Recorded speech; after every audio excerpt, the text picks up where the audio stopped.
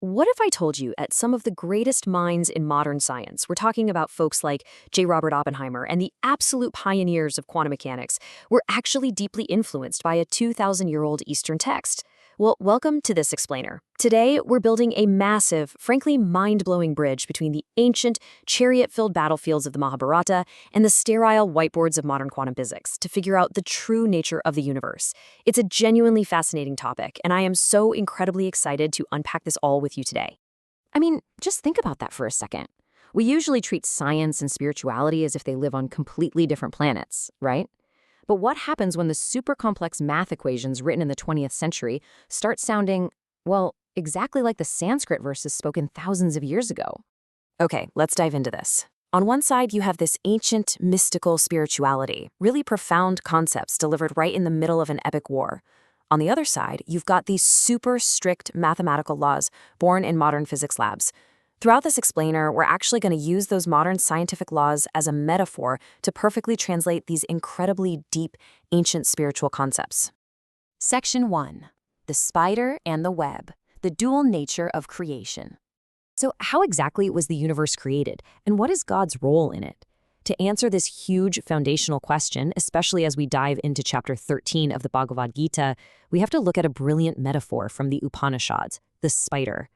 When a spider builds a web, two very distinct things happen. First, it has the intelligence and the blueprint in its mind to design the web.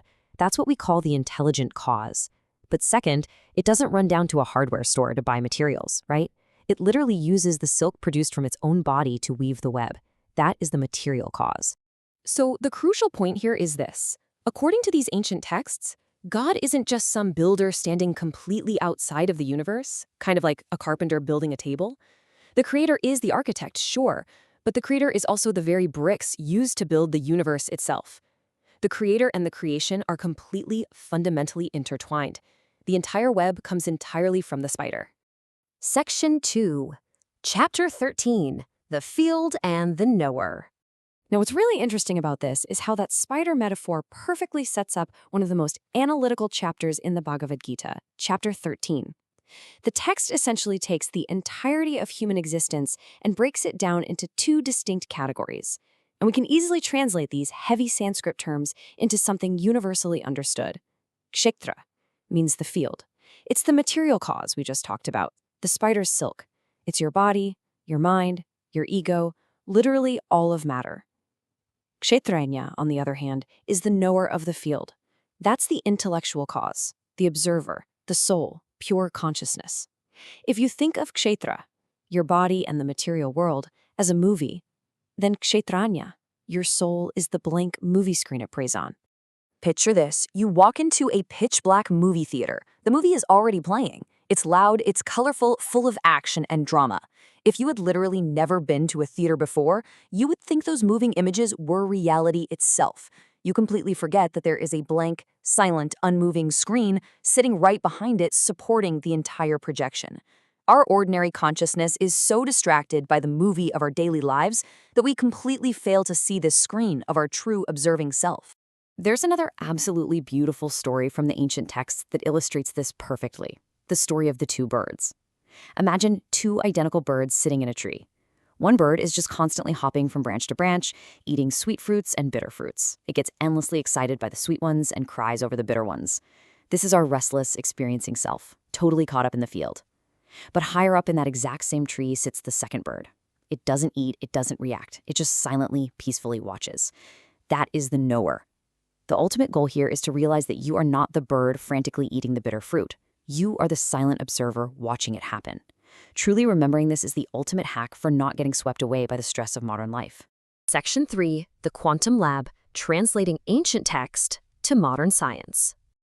Let's take those ancient concepts, the observer, the field, and this idea of universal oneness, and just walk right into a modern physics lab.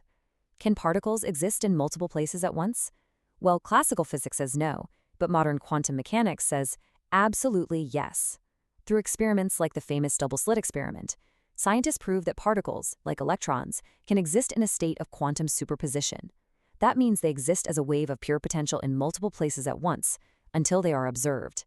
This sounds exactly like the ancient story of Mother Yashoda looking into Krishna's mouth and seeing the entire universe, the one and many, existing all at the exact same time. And oh man, it gets even wilder with quantum entanglement. Einstein famously called this spooky action at a distance. It proves that two particles can become deeply entangled, meaning whatever happens to one instantly affects the other, even if they are billions of light years apart. Thousands of years before we ever had the math for entanglement, ancient scriptures were already teaching that the universe is a deeply interconnected cosmic form, woven from a single source, just like that spider's web we talked about earlier.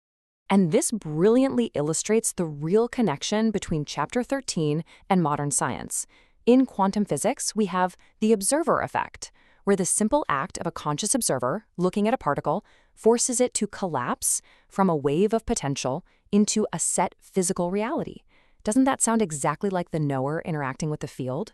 Science is increasingly pointing to the idea that consciousness itself, the knower, is fundamentally shaping the material reality we experience every day.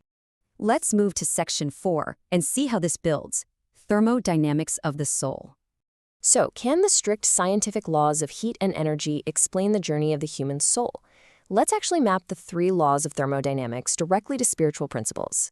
The first law states that energy cannot be created or destroyed, it only changes form. Think of a burning log. The energy doesn't just vanish, it becomes heat, light, and ash.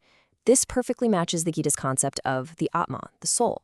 It is totally indestructible. It merely discards old bodies for new ones in a constant, eternal phase transition. But energy doesn't just sit there perfectly tidy forever, right?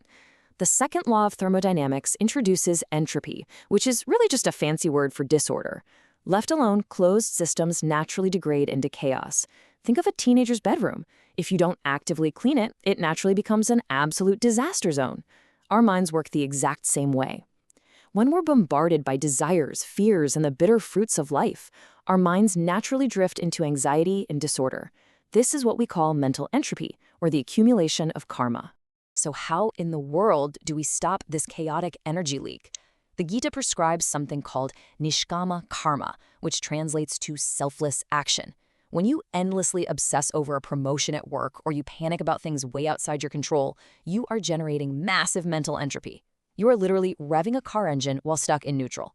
You burn tons of fuel, but you don't move an inch forward. Acting without attachment to the outcome completely eliminates this internal friction. Section 5. Reaching perfect mental equilibrium. If mental entropy and karmic noise are the main problem, what's the spiritual solution?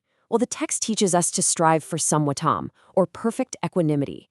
Think of a truly wise person as a really, really high-quality thermos. If you pour boiling hot coffee into a great thermos, it doesn't matter if you walk out into a freezing blizzard. The internal environment remains completely stable, totally untouched by the external chaos.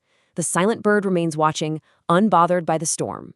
And here is where it all ties together perfectly with the third law of thermodynamics. The third law states that as temperature approaches absolute zero, a system's entropy hits an absolute minimum. It reaches perfect order. Spiritually speaking, this is moksha. This is liberation. All that karmic noise, all that anxiety drops to zero. You achieve perfect mental thermal equilibrium. You are no longer trapped as a stressed, localized particle.